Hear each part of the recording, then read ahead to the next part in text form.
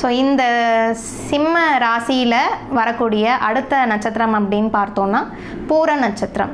So யார் யாரெல்லாம் இந்த பூர நட்சத்திரத்தில் பிறந்திருக்கீங்களோ, ஸோ உங்களுக்கு உண்டான அதிபதி, நட்சத்திர அதிபதி சுக்கிரன்.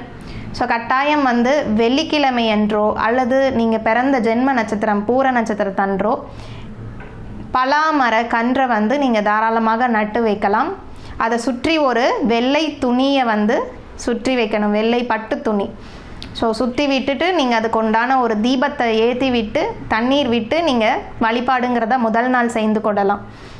ஸோ இந்த மரக்கன்றை நீங்கள் நடும் பொழுது உங்கள் வாழ்க்கையில் ஏற்படக்கூடிய பணம் சம்மந்தப்பட்ட பிரச்சனைகள், கொடுத்த பணம் வராமல் இருக்குது.